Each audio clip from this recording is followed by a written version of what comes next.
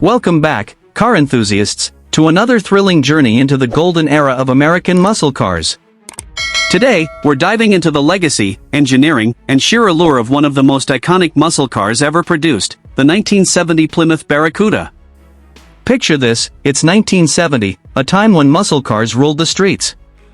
Gas was cheap, the horsepower wars were raging, and every automaker wanted to create the fastest, most aggressive machines to dominate the drag strip and turn heads on Main Street.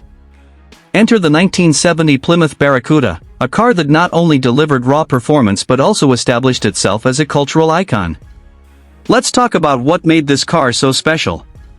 The first thing that grabs your attention is the design. Unlike the earlier Barracuda models, which were based on the compact Valiant platform, the 1970 model marked a dramatic departure.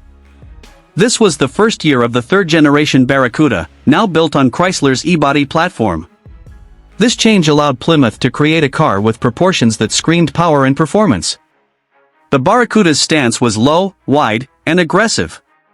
Its long hood and short deck proportions gave it a menacing look, and the sleek, sculpted lines made it stand out even among the heavyweights of the muscle car era.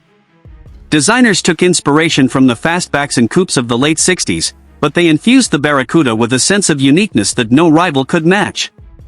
The front end featured dual headlights flanking a bold grille, which varied depending on the trim level. The muscular hood scoops were not just for show, they hinted at the serious power lurking beneath. Out back, the Barracuda sported distinctive taillights and a subtle spoiler, completing the aggressive look. Speaking of trim levels, Plymouth offered the Barracuda in a variety of configurations to appeal to different types of buyers.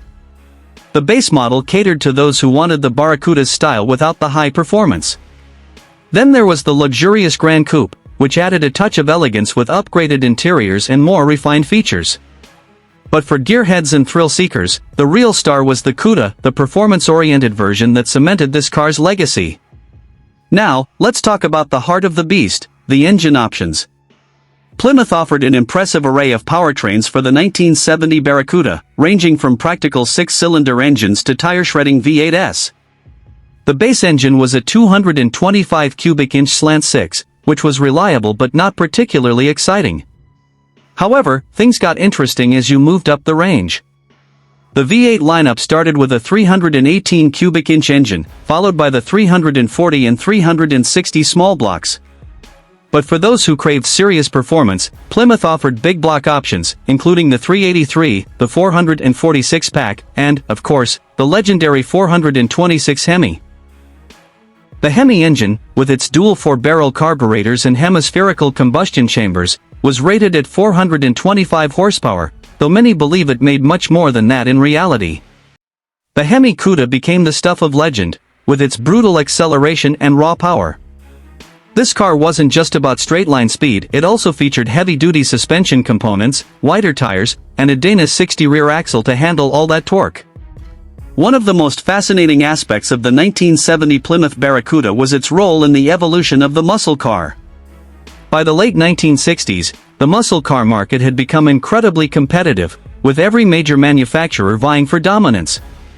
Plymouth needed a car that could not only compete but also set new standards for performance and style. The 1970 Barracuda was their answer, and it succeeded spectacularly. But the Barracuda wasn't just a car, it was a statement. It represented the freedom, rebellion, and raw energy of the muscle car era. It was a car that young enthusiasts dreamed of owning, and it became a symbol of American automotive ingenuity. The 1970 Barracuda also made its mark in popular culture.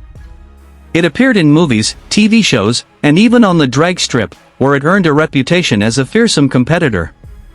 The Cuda, in particular, became a favorite among racers and collectors alike. Its combination of power, style, and rarity has made it one of the most sought-after muscle cars today.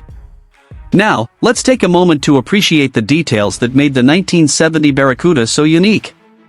The car's interior was a perfect blend of comfort and functionality. The bucket seats were supportive yet stylish, and the dashboard featured a driver-oriented design with easy-to-read gauges.